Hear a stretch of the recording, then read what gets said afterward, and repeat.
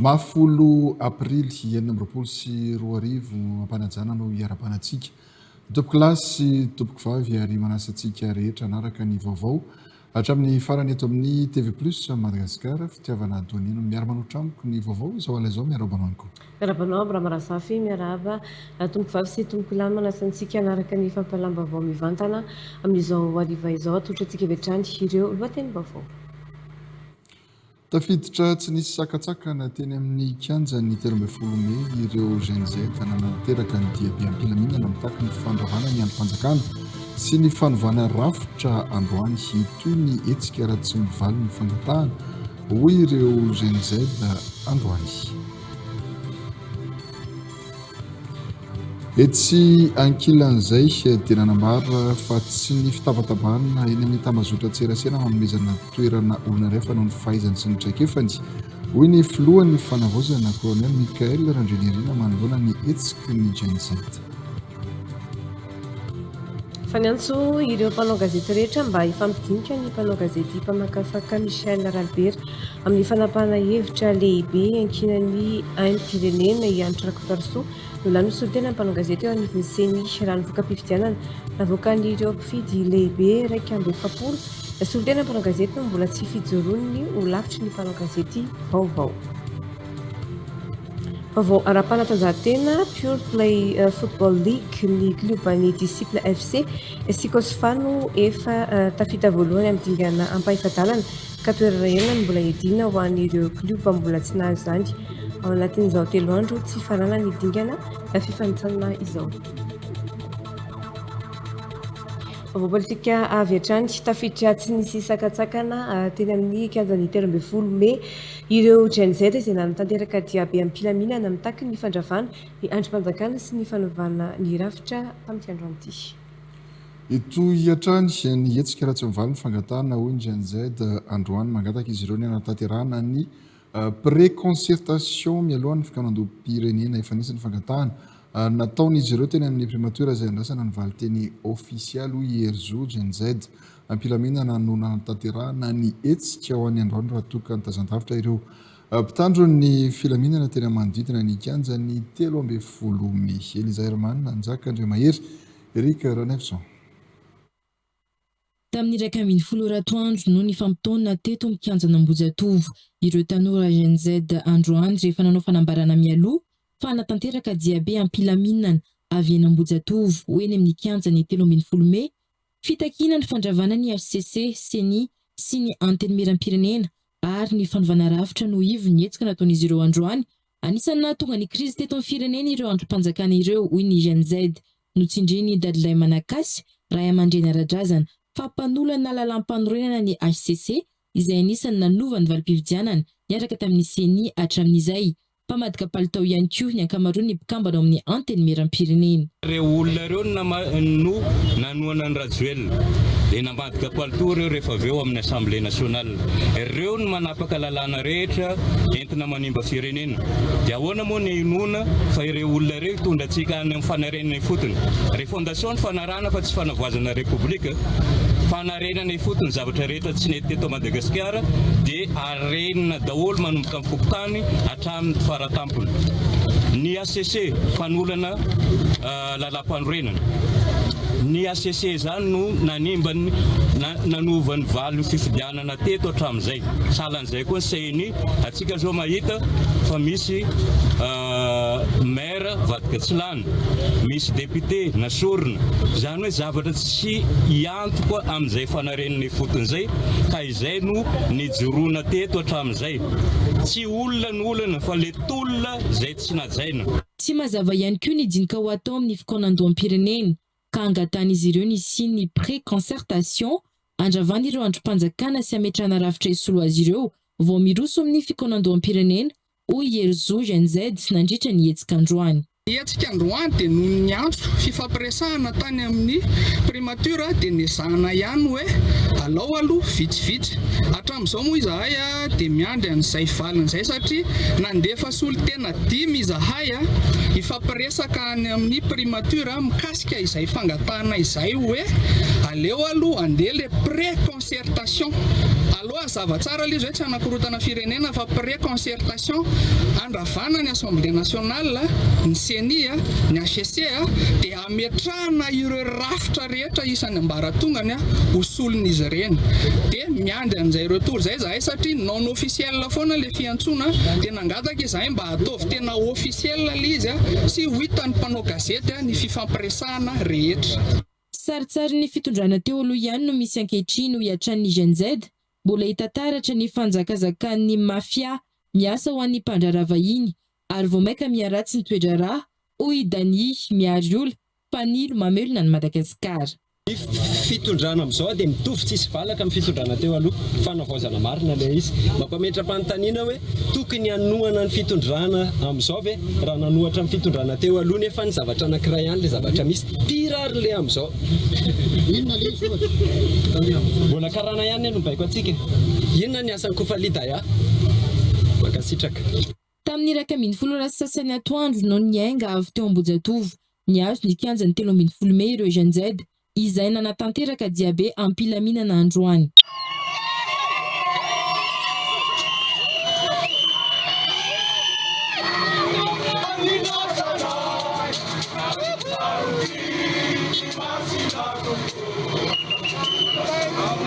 Mitony tolona ratsiravy ireo rafitra manageza amin'ny firenena ho ny GNZ ampilaminana tsy nisakana ny idiran'izy ireo ny kianjany 13 Mey tokony tamin'ny 12 latsaka 10 teo. Ny antso ny any amin'ny faritra Idinandalabe ihany koa moa ireto tanora GNZ ireto.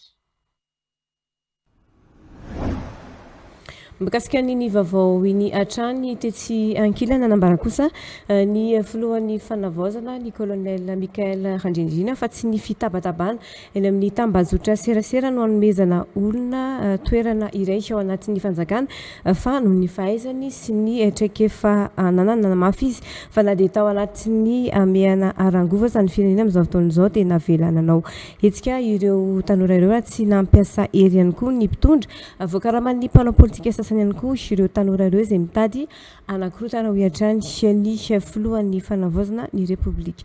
Sariny Marcelin Andrimavonjy.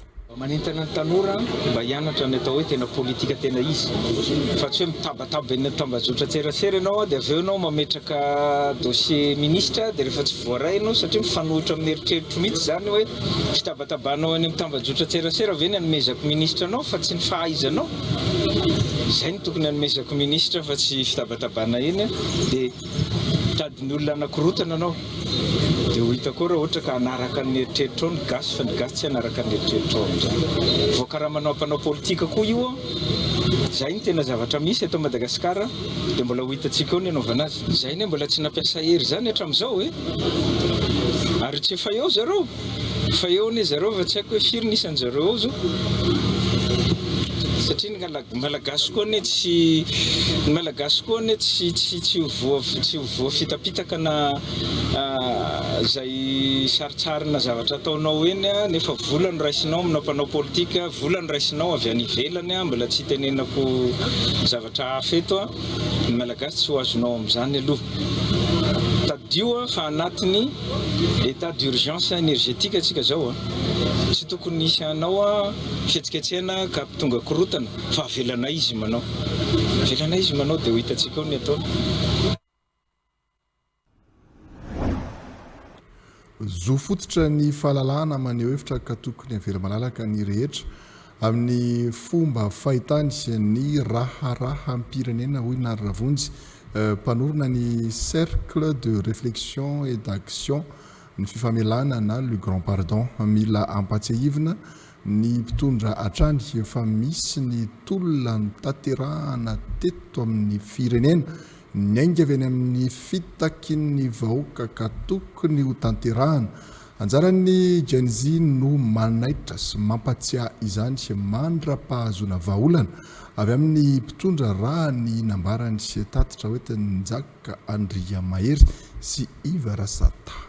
Zao izy ty rano sy jiro zay ny olana teto amin'ny firenena ity vita vely rano sy jiro amin'izao fotoana zao atao mbola misy any délestage me tsy fampindrano mbola eo ihany ka eo le izy hoe mahatonga ny olona zany mitaky tena zoa tanteraka mihitsy ny mitaky izy zao aza tsakanana izy fa satria raha ohatra ianao ka manampina vavan'olona dia ohatrany hoe inona moa zany ny mampame olona ny maizy anazy mihitsy ny tena hoe sakanareo zany ka eo ny mahatokana anay miteny hoe jereo ny olany rano sy jiro tsy mety teraka korotana zay ve zany ohatra zao hoe ny korotana zany aza everina hoe ratsy foana mety eto matoa zany le olona mitaky dia misy zavatra tsy mety ao dia ianao izay natao hitondra an'le firenena no manesaka vitanao vele izy nisy promesy be dia be natao teto amin'ity kianjany 13 mety anao an'izao tsy anjarana angamba miteny an'izay fa zao mametaka fantaniana fotsiny izahay hoe vitan'le olona zay nanao an'le promesy ve le zavatra nataony raha ohatra ka tsy vitany dia zao mamety ampantaniana inona ny antony tsy nahavitany an'le izy manana ny mampaizy anazy any ve izy manana azo damosina ve izy sa izy no mibaika anazy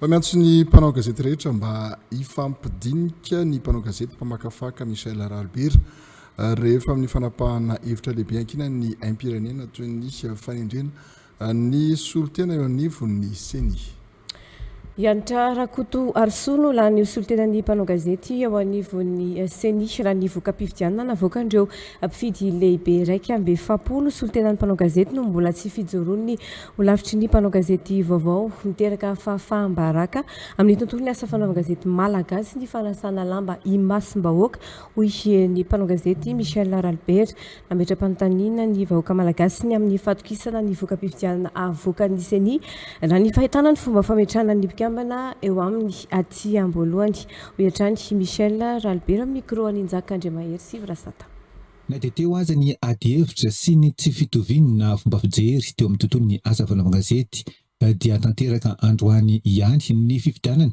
ny solitenana ny mpanao gazety eo anivon'ny seni tamin'ny folora maraina nanomboka ny fifidianana izay solitenana ny mpanao gazety eo anivon'ny seni fidy lehibe misa 270 no nandray anjara tamin'ny fifidianana ireo kandida misa 4 izay nafeno ny fepetra filatsaka hovidiana hatramin'ny 2 ora tolakandro teo taorin'ny fanisam-bato dia fantatra fa Anitra Rakoto Arso mpanao gazety eo anivon'ny radio pirenena malagasy no nahazo ny ampaham-bato be indrindra 7 tamin'ireo 270 nandaja-bato manerana ny nosy ka voavidin'ny mpifidy lehibe ho solitenan'ny mpanao gazety eo anivon'ny seni ilaina ny fifampitiniana ny samy mpanao gazety amin'ny zava-dehibe hiankinan'ny aim-pirenena toy izao hoy Michel Ralbert mba hisoroana ny fanasana ny lamba ny mpanao gazety eny imasom-bahoaka ka miteraka fanalambaraka ity asa ity ny tokony ataontsika zany zao dia andao ifampidinika aloha tsika rehetrarehetra samy mpanao gazety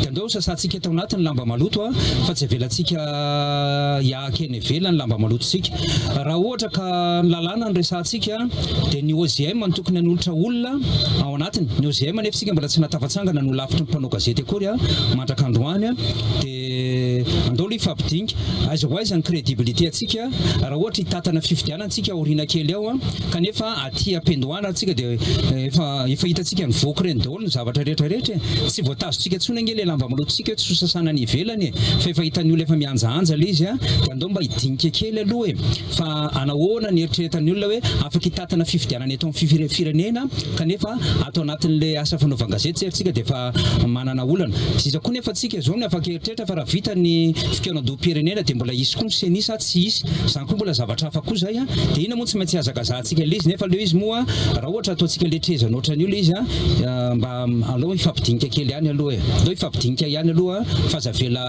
andeha lavitra be hoe lasantsika indray ny olana eto amin'ny firenena nefa sika tokony mpanabe olo-pirenena pezim-baovao hafa nanamafiny amin'ny tokony adina amin'ny kolikoly amin'ny asa ataondreo mpiasa-mpanjakana ny filohan'ny fanavaozana repoblika ny colonel Randrinirina Mikael Androany ilana fanavaozana ny fomba fiasan'ny mpiasa-mpanjakana ary manana andraikitra goavana amin'izany ireo mpiasa-mpanjakana vao navita fiofanana ho izy ny filohan'ny fanavaozana ny safidian'ireo andian'ny mpianatra ho ray-mpiazy ireo ho noho ny targetra izay adiana amin'ny kolikoly izay nitodisaina teny amin'ny enamany lanonana famoahana ireo mpianatra andian'ny fahafitafita ahitana mpianatra 20 manana dingana approfondissement sy ny andian'ny fahavalo iratra ahitana mpianatra miisa 100 eo amin'ny dingana expertise. Marcelin Andriambavonjy. 300 miliara ariary no vola very amin'ny kitapom-bolam-panjakana very noho ny kolikoly teto Madagasikara ny taona 2024. Matetika ireo mpiasam-panjakana ambony anefa no voasaringotra amin'ny rara-kolikoly antony ilana fanavozana amin'ny fomba fiasan'izy ireo, indrindra amin'ny fiadiana amin'ny kolikoly, ho ny filohan'ny fanavozana. Tsy mpiasam-panjakana fotsiny ianareo fa mpandray anjara fototra amin'ny fandrafetana ny hoaviny Madagasikara.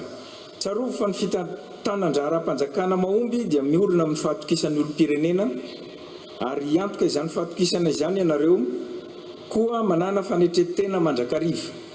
Alaviro ny kolikoly izay tarazo sy fahalovana manaratsendrika ny asa-panjakana no sady anisan'ny fototry ny fahatrana eto Madagasikara.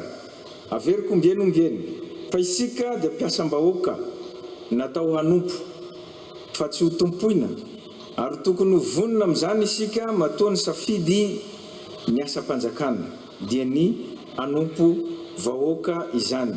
Tadidio ihany koa fa miandrandra vokatra tsara amintsika ny vahoaka malagasy indrindra amin'izao vanim-potoana fanavaozana izao. Anisan'ny sakana lehibe amin'ny fandrosoan'ny fanjakana malagasy ny fieverana ny fananam-panjakana ho fananana manokana ho ny filoana andritra ny lahateniny.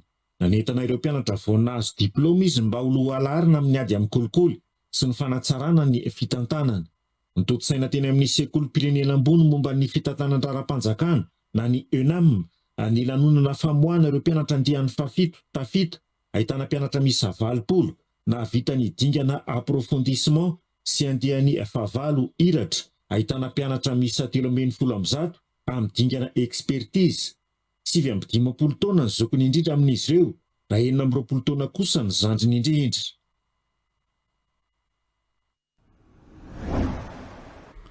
Manasantsika indray zao anaraka ireo resabe.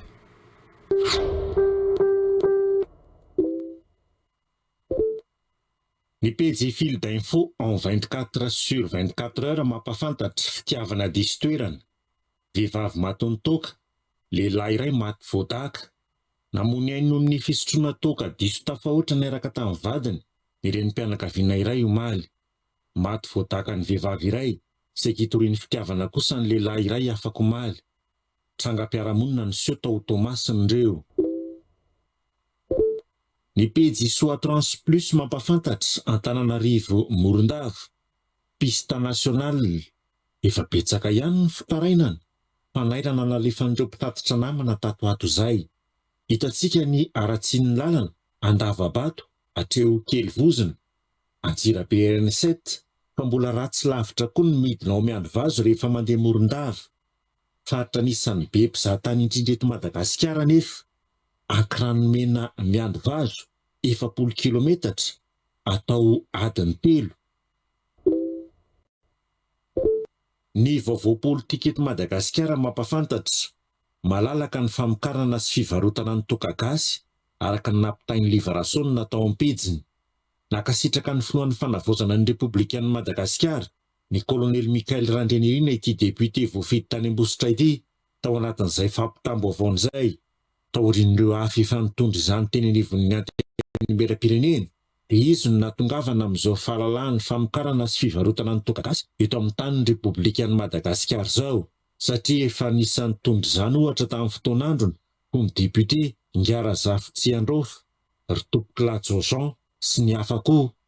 Araka ny nampitain'ny Livrason trany dia efa tamin'ny 20 Janoary 2024 ifankatoavana avy amin'ny filoha io. Ny pejy vaovao 24-7 mampafantatra mandeha bus ny ministra tanzaniana amin'ny iraka ofisialy. Mandeha bus daholo ny mpikambana anaty governemanta ho ny filoha tanzaniana Samia Suluhu Hassan manomboka izao rehefa misy iraka ofisialy fa tsy samy mitaingina ny fiara manokana intsony ary mitambatra amin'ny cortège misy ny filoha izy ireo, izany hoe fiara-pisavalana, fiaran'ny filoha. Noraisina izany fanapahan-kevitra izany manoloana ny fidangana vidy-tsolika maneran-tany ary koa hanenana ny fandaniam-bola mpanjakana.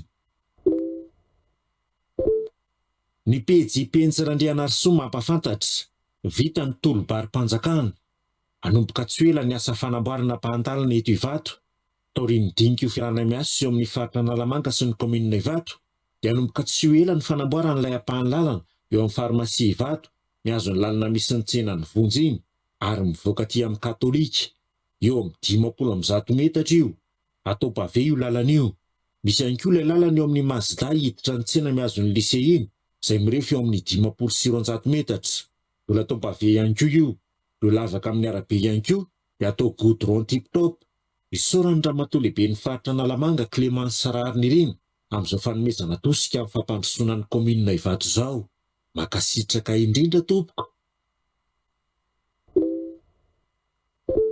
Andrianarison Jaune mampiseho anatin'ny pejiny.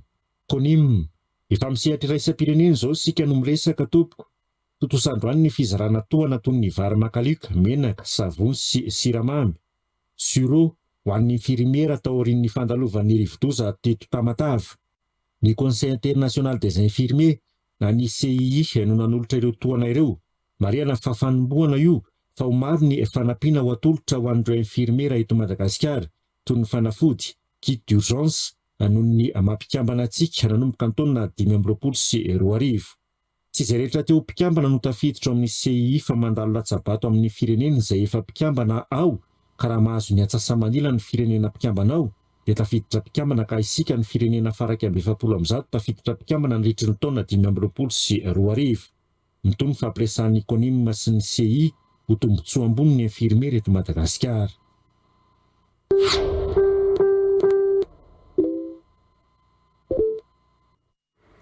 Vaovao nisongadin'andro hoany ihany koa ilaina ny fanamafisana ny rafitra sy ny fanatsarana hatrany ny fomba fiasan'ny pôlisy pirenena ho ny tarizin'ny pôlisy pirenena androany. Ny fiaramiasa amin'ny pôlisy pirenena sy ny vahoaka no fototra iorenan'ny fahombiazan'ny paikady sy ny fandraisana andraikitra navotra ny mazava-dehibe ny fitokisana ny fifanakalozana vaovao ary ny fandraisana anjara mafitriky ny olo-pirenena noroso tamin'ny fikaonan-doparitra nanomboka androany pôlisy pirenena eto Analamanga hoy Sibelarandre mazava. Natao hanamafisana ny rafitra sy ny politika amin'ny fitandrona filaminana ary hanomezana torolalana entitra amin'ny fanavozana ny fomba fiasa sy ny fandrindrana ny asa ny fikaonan-doha atao amin'ny faritra Analamanga amin'izao. No hamafisan'ny tale jeneralin'ny pôlisy pirenena fa ilaina ny fananganana paikady mirindra mahomby ary mifototra amin'ny antotan-kevitra ara-teknika etrehana ny fiovan'ny tontolo iainana ary ampiarovana eto amin'ny renivohitra sy ny manodidina. Notsindrina ihany koa fa andraikitra iombonana ny filaminam-bahoaka. Fiaramiasa eo amin'ny pôlisy pirenena sy ny vahoaka ny fototr'iorenan'ny fahombiazan'ny paikady sy ny fandraisana andraikitra rehetra. Navotra ny mazava-dehibe ny fitokisana, ny fanakalozana vaovao ary ny fandraisana anjara mavitriky ny olo-pirenena. Ny fikaonan-doha tahaka izao moa tanjany dia ilay amahana an'ireo olana dia mihitsy hoe inona marina no mahatonga an'ilay fisiana elanelana amin'ny pôlisy sy ny vahoaka.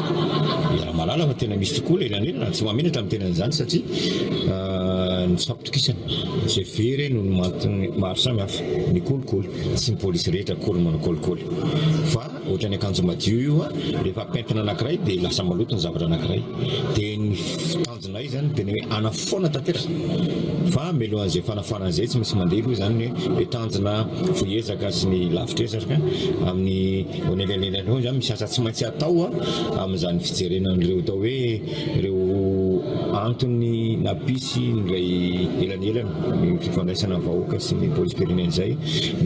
Tanjon'ny fikaonan-doha ny ametraka ny Analamanga ho faritra milamina azo antoka ary voafehy tsara ny fandriampahalemana mifanaraka amin'ny fenitra moderna sy maharitra.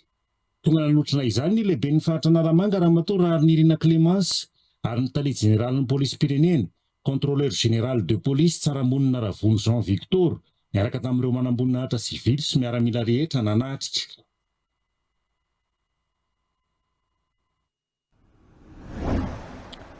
Etsy ankilany manoloka-hevitra ny anatanterana ny fikaonan-doha-pirenena isaky ny androm-panjakana sy isaky ny seha-piariana rehetra ny solombam-bahoaka voafidy ao amin'ny distrika Manjakandriana efa nahavita ny fikaonan-doha amin'ny pirenena ny miaramila sy ny zandary ary ny pôlisy pirenena ary vao malainy koa ny mpandraraka tokony tarina amin'ireo androm-panjakana sy ireo seha-piariana rehetra izany ho an'ny seha-piariana sy ny teny manokana ny tokony anatanterana ny fikaonan-doha-pirenena ho an'hitan-tsaha izay maro anisa eto Madagasikara.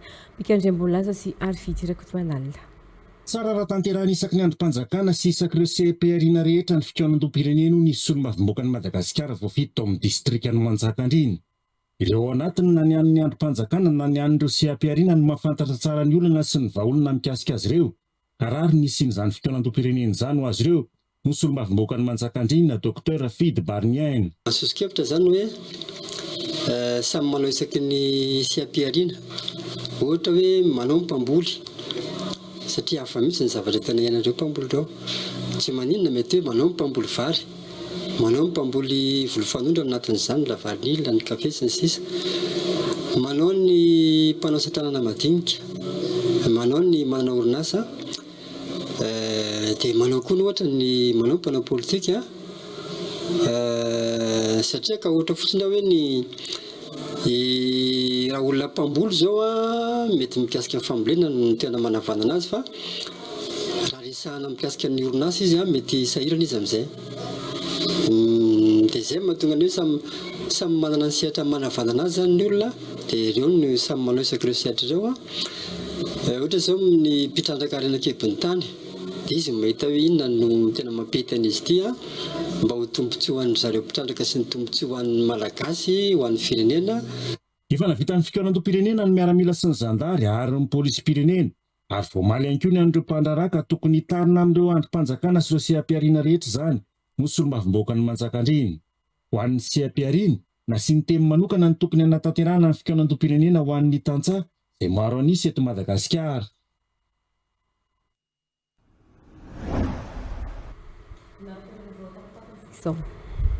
Mbola mandalolana sy zedra maro ny tontolon'ny fiompiana makamba eto Madagasikara. Taorian'ny fandalovany vananaretina nahazo ireo makamba taona maromaro lasa izay. Na dia izay aza dia tsy mitrahatra manao ny ezaka rehetra amin'ny fanatsarana ny lafin'ny famokarana makamba izay ireo orinasa tavela mijoro ankehitriny amin'ny alalan'ny fampiasana ny teknôlôjia vaovao momba ny fiompiana makamba ary ny fampifanana ireo biolojista ao aminy. Ny fiompiana makamba zany amin'izao fotoana izao raha eto Madagasikara dia mandeha fotoan-tsarotra.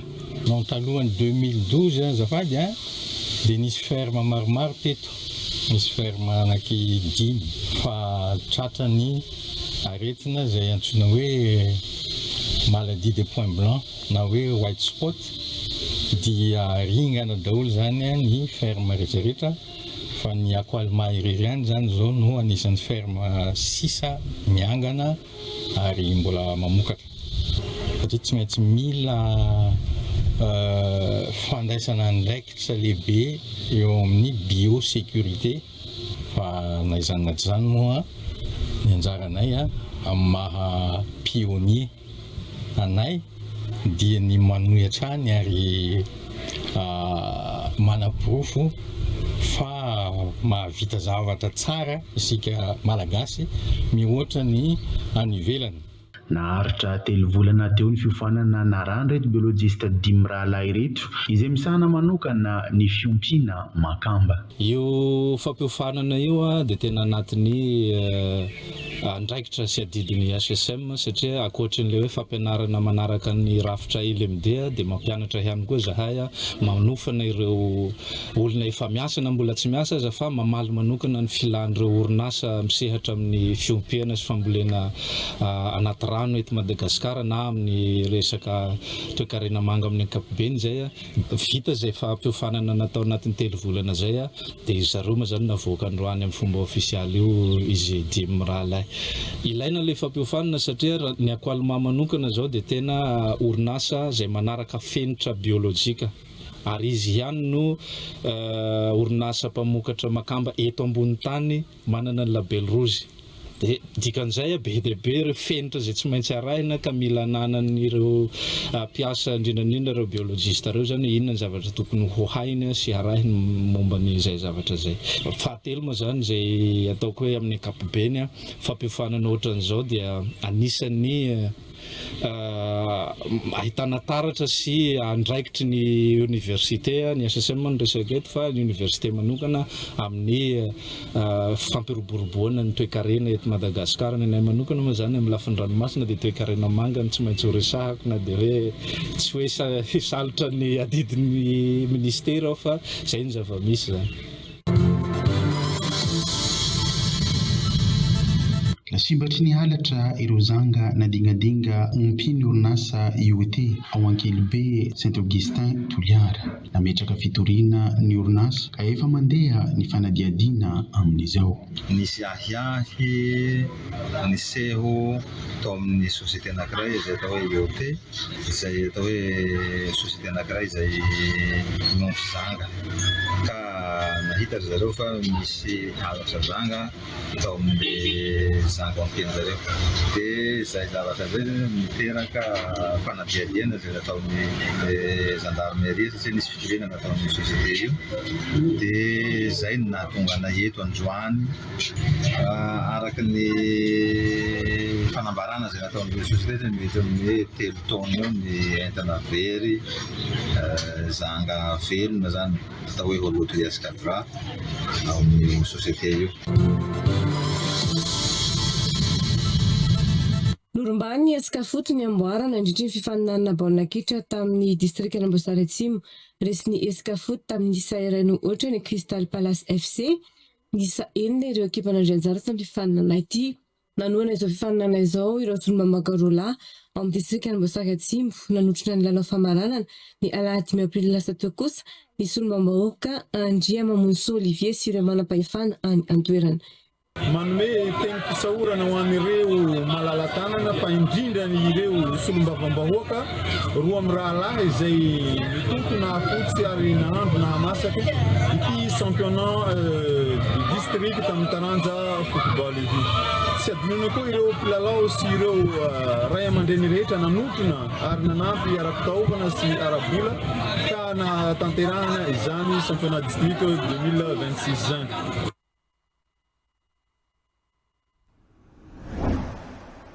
Famanana vahiny mahafinaritra be ihany koa izay amin'izao hariva izao dia tsy iza akory fa ny chargé marketing avy eo anivon'ny Vatel Ramatokely Fity Andriantsonina. Faly miarabanao sy mandray anao indray.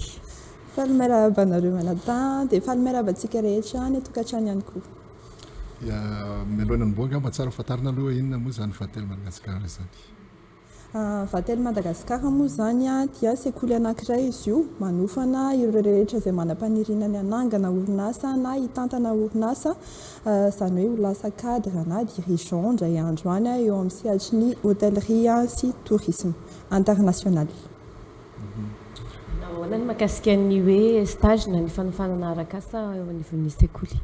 Ie, ny fandehany ao amin'ny Vatel Madagasikara mizara anankiroa ny taona anankiray izany hoe manao 6 mois de formation aloha ny mpianatra dia avy eo zareo manao 6 mois de stage. Io stage io obligatoire isan-taona izany hoe tsy maintsy manao stage, tsy maintsy mandalo stage ny mpianatra izay vao validé ny année scolaire anankiray. Dia ny durée an'ny stage 6 mois ho an'ny première année eto Madagasikara izy.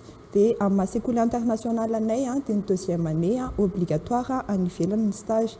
Efa opportunité sahady ho an'ny mpianatra mivoaka ny ivelany mahita culture hafa, mahita fomba fanao hafa, mampita hoe ohatry ny ahoana ny eto Madagasikara dia ohatry ny ahoana indray ny international satria ho an'ny 3e année zareo ho an'ny stage miverina eto Madagasikara zany zareo manao 3e année dia ny stage ho an'ny 3e année en fait ny 3e année manana choix na le mpianatra hanao stage na le mpianatra tonga dia hiasa satria ny diplôme ho azony amin'ilay 3e année fa ahafahany sahady mahazo poste na cadre na dirigeant international.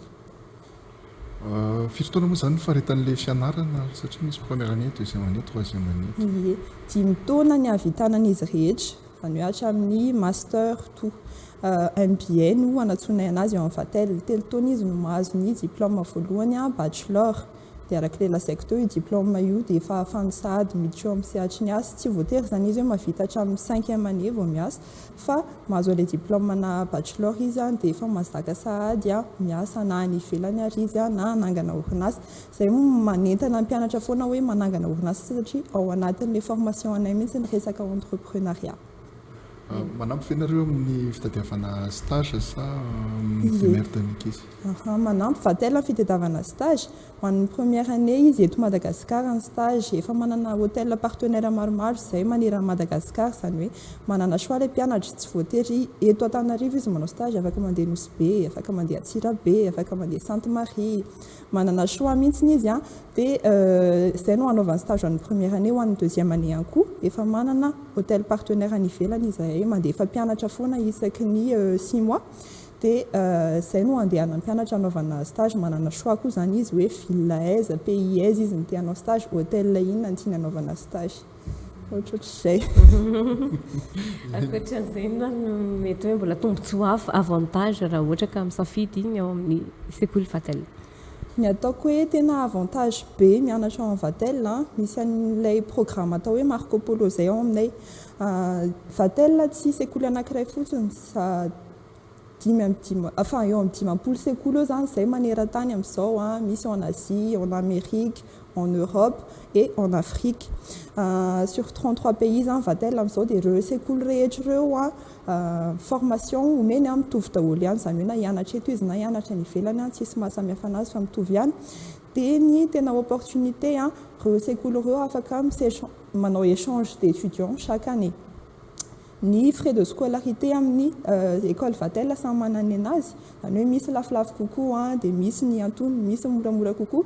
Dia ny opportunité hoe mpianatra vatel zany raha manao école vatel izy dia manana opportunité izy mijongler entre les écoles vatel. Afaka manao izy ohatra hoe vatel Madagascar première année, afaka mandeha vatel Suisse ohatra izy deuxième année, vatel Los Angeles ohatra troisième année. Ohatrohatr'izay. Ny hafatra tianao fahany Ie, ny azoko lazaina angamba efa hiditra ny fidirana manaraka amin'izao mois de mai ho avy izao. Ny fisoratana anarana efa misokatra ny condition hidirana aminay, manana diplôme baccalauréat, manao test. Dia afaka an'ilay test ianao test tsy sarotra be fa tiana ho fantatro amin'ny vatel fotsiny hoe manana motivation ve ianao, dia manana an'ilay niveau ahafahana manaraka an'ilay cours. Dia afaka miditra ao, tsy mifidy série izay, dia tsy mifidy mention any amin'ny bac ihany koa. Rehefa manana baccalauréat zany ianao dia efa afaka manao an'ilay test ao amin'ny vatel. Ny rentrée mois de mai ho avy izao, misy rentrée anankiroa isan-taona, mois de mai dia mois de novembre. Dia ho an'ny rentrée mois de mai efa misokatra moa zany efa mandeha ny fisoratana anarana mandavan-taona, misy fisoratana anarana foana fa limité à 60 ny place, izany hoe 80 ihany mpianatra raisinay isaky ny promotion. Misaotra aminareo nanaiky nasaina eto amin'ny TV+ Madagasikara amin'izao alina izao. Ie, misaotra indrindra anareo dia mandram-piona indray. Vaovao amin'ny distrikan'ny Mananjary kosa natomboka tao Mananjary ny alakamisy 6 aprily lasa teo ny hetsika fitsarana fitaovam-pandanjana izay tanterahany fitalevam-paritry ny vatra sy ny fanjifana vadivavy aorian'ny fitsarana. Dia nasipa hanamboarana avy hatrany ireo fitaovam-pandanjana ahitana tsy fahatombanana. Izy kosa mifidinina fotony ka isy ny fepetra mifanaraka amin'ny lalàna ampiarina amin'ireo izay mbola ahitana tsy fahatombanana ho tanterahana ny 9 hatramin'ny 17 aprily izao ny ao amin'ny distrikan'ny Mananjary. Aorian'izay dia hitohy any amin'ny distrikan'ny Nosy sy Ifanadina izany. Vaovao tanterany Paula Rakotoarisoa, TV+ Mananjary. Tao anatin'ny 3 taona izay no tsy nisy ny fitsarana fitaovam-pandanjana tato amin'ny faritra Vadivavy. Tena ilaina nefa izany amin'ny fiarovana ny zony mpanjifa sy ny fanamafisana ny fahamarinany lanjan'ny entana eny an-tsena. Antony sy ny hetsika fitsarana fitaovam-pandanjana indray nanomboka ny alakamisy 7 aprily teo ho an'ny teto Mananjary izay tanterahany fitalevam-paritry ny varotra sy ny fanjifana Vadivavy. Tafiditra ao anatin'ny asa tanteraka izahay ankehitriny dia ny suivi des marchés sy ny contrôle, ka ao anatin'izay contrôle sy ny suivi izay na ny surveillance ihany koa izao ataon'ny fitalevam-paritra ny varotra sy ny fanjifana dia ny fantanterahana ny fisarana ireo fitaovam-pandanjana tsy akanavaka izay ampiasana atao anatin'ny faritra Vadivavy izay atomboka eto amin'ny distrikany Mananjary. Ny fiantraikany dia mba sisiny sony ny fangalaran-danja, zay ny voalohany indrindra ao anatin'izay, fa ny faharoa dia mba hampitombo aran-tsaina ireo mpanjifa isika rehetra mpanjifa ao anatin'ny fikarakarana sy fividiana zavatra. Nasy mpanamboarana avy trano moa ireo fitaovam-pandanjana ahitana tsy fahatombanana nandritra izany. Rehefa sarainao ilay olona dia tsy maintsy atao izay ara-dalàna ny balansiny dia misy ny fanamboarana misy ny fanarenana rehefa vita zany dia omena vignety izy ireo ary hona ilay balansa marika fiavana eny amin'ny balansa izay mbola tsy vosary. Aorianan'izao kosa nefa dia tsy maintsy misy kosa ny fidinana iny fotony hijerena ireo mini sotonga misara ireo fitaovam-pandanjana ireo ka misy ny fepetra sy sipa izay ataonay araka ny lalàna misy ato anatin'ny varotra sy ny fanjifana. Ny 9 hatramin'ny 17 aprily izao no anatanterana ity hetsika fitsarana fitaovam-pandanjana ity ho any ato amin'ny distrikany Mananjary ary aorian'izay ny any amin'ny distrikany Nosvarika sy Ifanadiny. Rehefa avy any Mananjary sika dia ho an'ny Tomasina indray mpianatra miisa 540 no nizarana finday smartphone miaraka amin'ny kit scolaire ao amin'ny université ny Tomasina 9 aprily sy nametrahana hubs numérique misy 10 izay mandeha amin'ny hery masoandro ihany koa ao amin'ny université kanefatra efa tafapetraka fa ny ambiny ny eo andalam-pametrahana. Ahitana solosaina miisa 520 isaky ny hub numérique izy ireo tsy mbola fisiany herinaratra ao amin'ny université ny Barikadimy ao Tomasina ka ahafahana ireo mpianatra amin'ny fianarana tsy tapaka fa amin'ny fampianarana apitaindavitra na tsona amin'ny fiteny teknika hoe hybride no nametrahana ny fotodrafitrasa. Simba ny rivodosaka izaniny sy 100 ny fotodrafitrasa ao amin'ny université ny Tomasina. Efa nisy ny fanarenana tao fa mbola betsaka no mila areniny hitoizany fianarana sy tsy misy ny ataona fotsy ao amin'ny université ny Tomasina dia mpianatra miisa 520 nizarana smartphone miaraka amin'ny kit solaire eto amin'ny université ny Tomasina omaly 9 aprily. Ireo mpianatra mendrika tamin'ny taom-pianarana 420 520 nomena finday ireo nametrahana websa numerika misy 10 izay mandeha amin'ny herin'ny masoandro ihany koa eto amin'ny université. Ny efatra efa tafapetraka fa ny ambiny enina andalam-pametrahana ary nametrahana prise enimpolo isa misy herinaratra azondreo mpianatra ampiasaina ivelan'ny fotodrafitrasa. Reto zany le hub numérique misy efatra izy io ary ny anankiray dia mazaka connexion 520 ny ity ivelany fa ny anatiny moa zany dia misy ordinateur 520 tsiraray avy. Ao anatin'ny fanatanterahana le formation hybride izay misy ny formation en ligne sy à distance enontsika reny témoignage natao mpianatra sy mpianatra fa tena mifanaraka amin'ny filana makasika an'izay reto zavatra zay nomena reto. Fananganana fahalalana vaovao amin'ny lalany numerika sy fanarenana maharitra no tanjona fa tsy fizarana fitaovana fotsiny ho an'ireo mpianatra. Hoy ny ministry ny fampiroboroboana ny ahitao arakajy mirindra ny poste sy ny fifandraisan-davitra. Fitaovana reto dia dingana anankiray entina amahana indrindrandrindra aloha ny olana teo amin'ny fitohizan'ny fampianarana asa raha tadidinareo to 1000 ariary angambany izay no misarge telefona dia eto izy zany zao gratuit tonga ny cyclone dia nanome toromarika ny filohan'ny fanavozana ny republika hoe samy anareo mitondra ny vahaolana ho an'ny vahoaka malagasy. Mitodika kokoa any amin'ny mpianatra izay hita ato amin'ny ministera satria ny mpianatra no avy ny firenena ary ny mpianatra ihany koa dia mety afaka anodina aingana ampandrosa le motera ekonomika zany dia izay ny antony ny hitondranay an'ireto vahaolana ireto. Fiara-miasa ny ministera ny fampiroboroboana ny ahitao arakajy mirindra ny posta sy ny fifandraisan-davitra sy ny banky iraisam-pirenena ary ireo orinasa mpifandraisana no nametrahana ireo fotodrafitrasa tao amin'ny université ny Tomasina. Nitohy tamin'ny fizarana kit solaire misy 3,000 ho an'ireo vahoaka atao ampasy-madinika distrika ny Tomasina faharoa amin'ny lalam-pirenena faharoa ny hetsika nataony ministry ny fampiroboroboana ny ahitao arakajy mirindra ny posta sy ny fifandraisan-davitra omaly 9 aprily. Fa makasika ny sosialy mbola maro ny mponina tsy manana ny kopia naterana ao amin'ny boriboritany faefatra eto Antananarivo renivohitra tsy samy manantona ny birao ny ankamaroan'izy ireo ka mahatonga azy ireo tsy misitraka ity izy fototra ity sahirana ara-pivelomana ihany koa ireo mponina tsy manana kopia naterana ireo ka tsy mametraka ho laharam-pahamehana ny fisitrahana izany taratasy manamarika ny fahizina izany. Lambaran'ny renjaza ao anatin'ny boriboritany faefatra ao fanampiana azy ireo mponina arivo isa no tolorana kopia soram-piangonana atao an-toerana Antsaralahy Sosy Omega Hanefjanona. Iakinan'ny fianarana sy ny asa ary ny fisitrahana azo hafa toy ny fananana karapanondrom-pirenena, ny fananany olom-pirenena kopia ny soram-piangonana. Mbola maro nefa no tsy misitraka izany eto Madagasikara. Tsy ireo any amin'ny faritra lavitra ny tanan-dehibe irery ihany, fa na ireo mponina an-drenivohitra toy ny eto Antananarivo renivohitra aza dia misy tsy manana izany noho ny antony maro samihafa.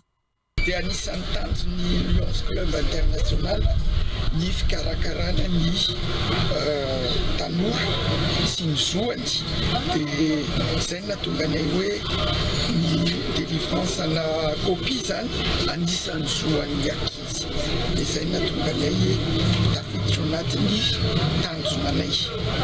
Anisan'ireo antony tsy nahazoany olom-pirenena indrindra ny zaza kopia naterahana, ny fahasahiranana sy ny tsy niterahana ireny teny amin'ny tobim-pahasalamana. Sisy kopia enitaona sy efataona dia tsy nananana kopia an'ilay voalohany nisy vola ray alina tsy voaloha dia tsy azy ilay taratasy angalana kopia aty amin'ny firaisana dia ilay anankiray indray tsy nandoa vola niterahana mihitsy dia tsy azo ilay taratasy angalana an'ilay kopia. Manoloana ireo anton'ireo sy hanampiana ny olom-pirenena ao amin'ny boriboritany faefatra eto an-drenivohitra izay tsy manana kopia naterahana. Nisy ny hetsika fanomezana kopia faobe izay notanterahana tao an-toerana.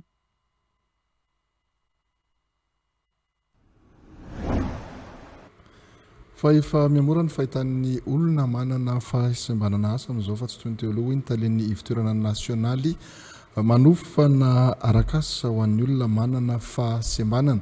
Fantarin'ny ivotoerana sy ny mpiara-miombonantoka amin'ny asa ilain'ny orinasa ary ampafanarahana amin'izay ny fanofanomenana ny olona manana fahasembanana paikady mahomby sy nanamorana ny fampidirana miasa ny olona manana fahasembanana hoy ny ivotoeram-panofanana hiantra Rahalala Sosy Omega Hanefjanona. Sarotra ho an'ny olona manana fahasembanana ny fidirana amin'ny sehatry ny asa, indrindra ny asa anaty orinasa teo aloha. Maro amin'ireo toeram-piasana tsy fijery akory ny fahaizany fa vao mahita ny fahasembanany dia mandany fandraisana azy ireo. Efa niova nefa ny zava-misy eto Madagasikara amin'izao hoy ny talen'ny ivotoerana nasionaly fanofanana arakasa ho an'ny olona manana fahasembanana.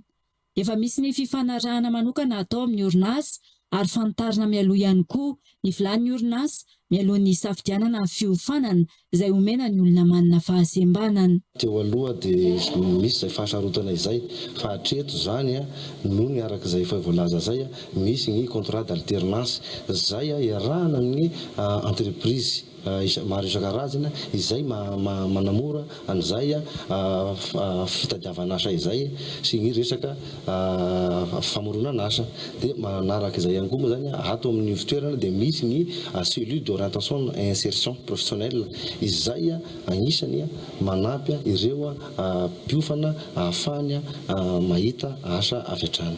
Akoatra izay efa misy ny paikady manokana napetraka ministera amin'ny fampianarana teknika sy ny fanofanana arakasa ho an'ny olona manana fahasembanana. Tsy mijanona fanofanana ihany no ataon'ny ministera fa mametraka ny fanohanana azy ireo amin'ny dirany feno anatin'ny sehatry ny asa izay heveriny fahatao manokana ary indrindra ihany koa ny fitadiavana asa sy izay mety fiaraha-miasa amin'ireny partenaire ireny.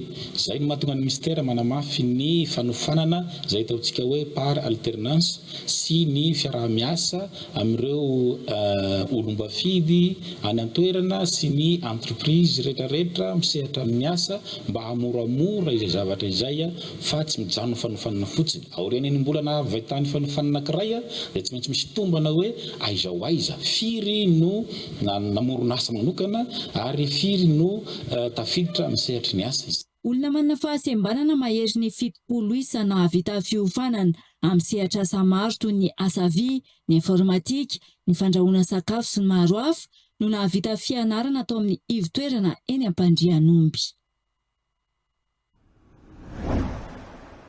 Vaovao ara-panatanjahantena Pure Play Football League ny klubany Disciple FC sy Kosfano efa tafita voalohany amin'ny dingana ampaefadalana ka toerana enina no mbola iadina ho an'ireo kluba mbola tsy nahazo izany ao anatin'izao 3 andro tsy farana ny dingana fifanitsanana izao amin'ny vondrona Atsimbo manjaka ny Disciple FC manoloana ny Elgeco Plus izay efa manakaiky ny fahazonany tapakila ihany koa ao avaratra kosa ny Kosfano mitarika raha mety ho tafita aingana ihany koa Adresaya ary mbola hisokatra amin'ny fifaninanana ho an'ireo kluba ambony farana amin'ny fiandohan'ny volana Mey. Ny dingan'ity fifanitsanana ity alohan'ny anombohan'ny play-off ny 9 sy 10 Mey ary ny famaranana dia andrasana amin'ny faran'ny volana Jona na ny fiandohan'ny volana Jolay ho avy izao Romy Armanana. Fetrandremananjara. Rehefa 3 andro sisa tsy farana ny dingan'ny conférence manomboka mazava ny endriky ny ampaefadalana amin'ny fiadinan'ny tompontakan'i Madagasikara division voalohany. Disciple FC sy Kosfano club roa voalohany nazo ny tapakila ho amin'ny play-off. Mbola misy toerana enina sisa ho fenona amin'ny didingana manantanja amin'ny Pure Play Football League ity. Ao amin'ny vondrona Atsimo, manjaka tanteraka i Disciple FC avy any vakina karatra. Manana isa 7 izy ireo manoloana ny Elgeco Plus, manana isa 2 raha i AS Saint-Anne kosa manaraka amin'ny isa 2. Amin'ny matompondraka azy, akaiky ny atafitany Elgeco Plus, raha mandresy ny Kospenina amin'ny Sabotseny bypass izy ireo, dia tafakatra amin'ny ampaefadalana. Aorin'izay dia mbola hiatrika lalao roa ivelan'ny kianja eo amin'ny Iskafot sy AS Saint-Anne. Ao amin'ny vondrona avaratra, Kosfano lohany amin'ny isa 5 arahin'ny Adresaya 7 isa sy FC Rouge 8 isa. Mbola ao anaty lalao tsara kosa i Fosa Junior FC amin'ny isa 13.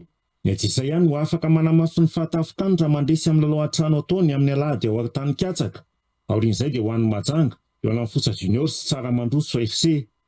Ifanditra mafy kosa ny ady ho an'ny laharana 7 sy 4, FC Rouge, Fosa Junior, ary Tawa Group Boss Club no miady ireo toerana faran'ireo. Ao amin'ny vondrona Atsimo, mbola mifaninana ihany koa Imama FC, CFFA ary ny ekipa iray avy any Amboanjobe.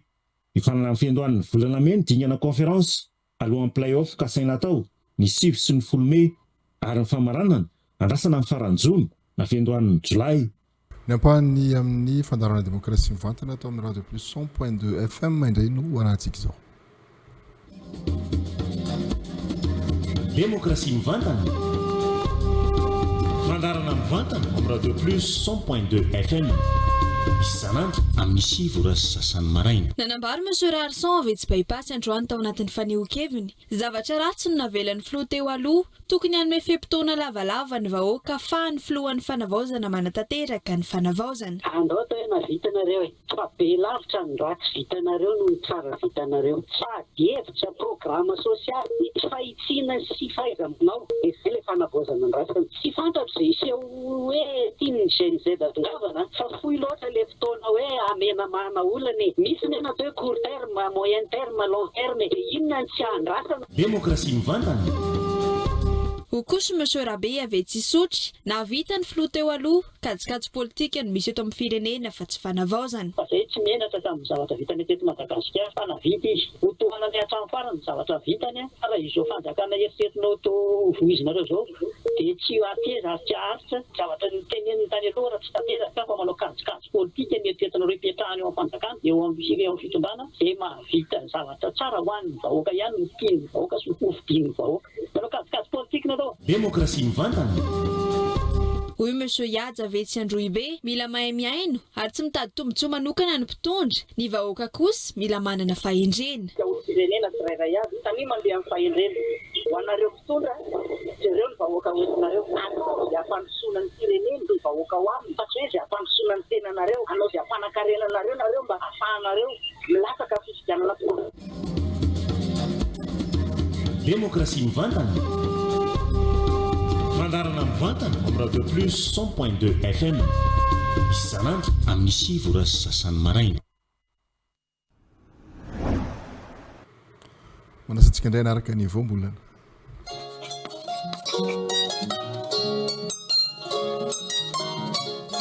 Androany dia mivoambolana hoe akolambohitra, nofantarina hoe inona marina ny tena heviny. sy amin'ny fotoana manao ahoana ny tokony hitenenana azy. Ny akolamboatra dia lazana toetra n'olona tsy mendrika fa manao izay mahamenatra sy fady ary tsy misy tsy hanaovan'ny toetra ratsy ny toerana rehetra. Iray sokajy sy mitovy hevitra amin'ny hoe jiolam-boto na koa hoe karin'olona fa mahalaza azy ihany koa ny olona tsy tokam-po fa maro jery. Amin'ny teny frantsay ny azo andikana azy dia coq du village na koa hoe Casanova na ihany koa hoe lobar. Voambolana izay azo ampiasana amin'ny teny andavanandro ohatra ao anatin'ny fehezanteny manaraka ity rehefa amin'ny teny malagasy. Tandremo ny fitondran-tena fa mahamenatra izany ataon'olona hoe akolamboatra izany. Hitantsika ihany koa io voambolana io ohatra ao anatin'ny fehezanteny manaraka ity rehefa amin'ny teny malagasy. Ialao ny fazarana amin'ny teny ratsy sy manompa olona fa mitovy amin'ny akolamboatra ny olona toy izany. Na koa hoe tsy misy izay tsy miaiky fa lazay fa mahafinaritra azy avokoa izay hitany ary ny lehilahy izay miaraka aminy dia ampirafesiny avokoa.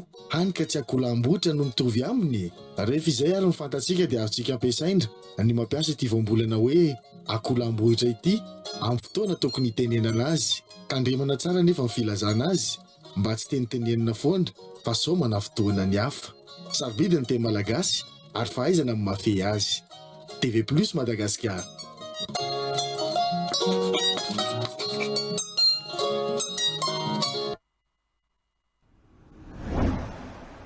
Dia indray anaraka ny eo raha hoe Antananarivo madio, maitso, milamina. Siny. Ndao mamokatra aingana kokoa mba aleo tena ara-tsakafo. Siny. Orange, eo anilanao. Nanolotra ho anao. Moteur, action. Tanao tena eto zany tsy ahaizantsika an'ity hoe hatraizany limitin'ilay atsika. Eo ilay mihinana hoe tena revesina sy dia aloha tonga dia mitsika dia miara-mahita.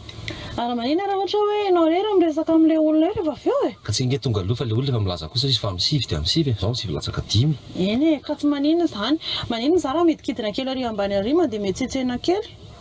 Ka mba hoe mba ilay zavatra eto amizay sao dia mba misy tsy tadidiko na ohatra Ka izany. izany ve dia tsy vitanao rery ilo be io ve dia atao inona fotsiny fa ianao koa fa avoko mihitsiny.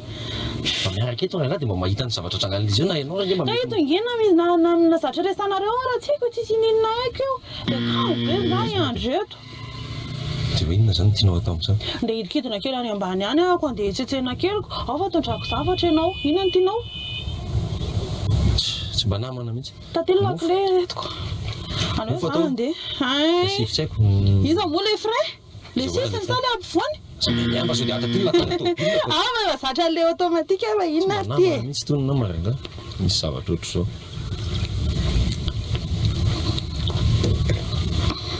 Salama tompoko. Salama tompoko.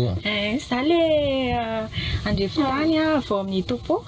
Ay, za le monsieur Gérald le ay ianao le fampiresaka amin'keo azafady fa tena tsy fantatra mihitsy fa le numéro fotsiny koa moa ny fampiresahana. Miala tsiny fa taratara kely. Ah, tsy tara mbola tonga fotoana tsara mihitsy. Salama tompoko. Nahoana? Iza moa izy? Iza moa narana to? Mademoiselle Fille. Mademoiselle Fille. Mademoiselle Fille. Ay, iza mbola mademoiselle. Ay, fantatro. Izy vadiko, Gérald. Vadiko izy. Ie, za le andrefotany le tsy andeha indray? Ah, tsy andeha. Alô ianao mandeha makany ka? Marary be lohako dia sao dia mandona olona any ianao ohatra izany. Andaninao mandeha makany dia alô izany miresaka aminazy ko haiko ie zany. Eo vao eo ianao miteny hoe tsisy zavatra. Efa hoe haiko izany fa andany ianao mandeha alô ianao mandeha miantsena dia izany Kamilana mihitsy koa eto miresaka aminazy. Ina ty tsy mahatoky olona ty fa hoe haiko izany mandana tonga dia ianao makany fa izany no miresaka aminazy. Kosa dia misy tadidinao avy eo le izy. Tadidiko daholo fa za raha sao dia heverinao fa olona tsisy eritreritra fa hitondray zavatra dia andany ianao mandeha makany. Ie dia hoe ahoana tsara le izy azafady? Ie, za le efa fampiresaka taminareo andrefa leta. Zio entina ho anao. Dia hitondray zavatra hafa koa. Ie, dia tonga amin'ilay fotoana fanomezantsika. Ay, okey ary. Manimba ny tokantrano ny asarota artiste fa oatra, mahaiza mandanjalanja ny asarota piarinao. Coupé. Dans la boîte.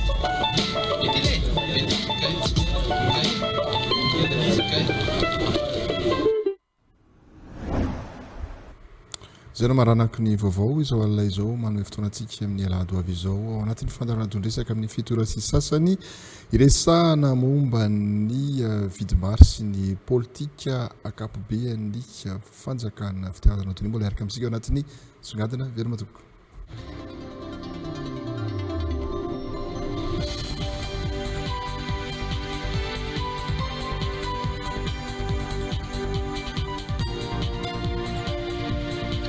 vao ara-kolontsaina ny songadina antsika amin'ity alina ity no foazina indray ny fampiroboroboana ny gadona Batrelaky ao amin'ny faritra atsimo atsinanana. Somary efa lefilaza ity gadona ity taty aoriana hoy ny talepatry ny serasera sy ny kolontsaina ny atsimo atsinanana ka nisy ny fifaninanana izay natao hameloma-maso izany indray tany amin'ny renivohim-patry farafangana ary nafaly rehetra nandray anjara ho any amin'ny faritra atsimo atsinanana iny isika atao anatin'ity songadina hoentiny Eliza Hermanina ity.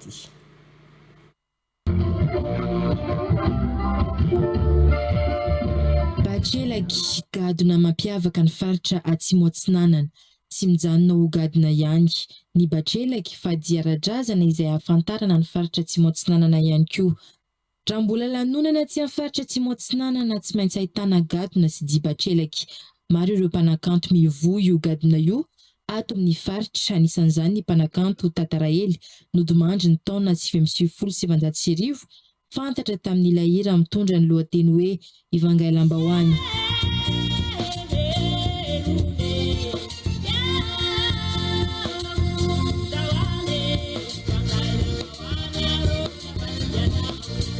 Eo ihany koa ny mpanakanto Bakijejety, eo ihany koa ny mpanakanto Daliasaramba sy ny maro hafa.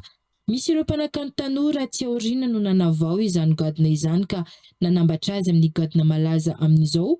Somary lefilaza ny Batrelaky amin'izao vanim-potoana iainantsika izao, hoy ny talemparitra ny serasera sy ny kolontsaina atsimo atsinanana. Ilana nefa ny fampitana ny kolontsaina mampiavaka ny faritra amin'ny taranaka no foazina indray arak'izany ny fampiroboroboana ny gadona Batrelaky. Tato amin'ny faritra atsimo atsinanana tamin'ny alalan'ny fifaninanana no karakarain'ny fitelavam-paritra ny serasera sy ny kolontsaina ho fandraisana anjara ny rehetra no tanterahina tao amin'ny renivohim-paritra. Vory maro ny vahoaka ny farafangana izay mpankafy avokoa ity gadona ity nandritra ny hetsika. Nisongadina nandritra izany ny fanomezan-danja ny famoronana fa indrindra ny fampivadiana ny famoronana sy ny kolontsaina mampiavaka ny faritra atsimo atsinanana dia ny Batrelaky.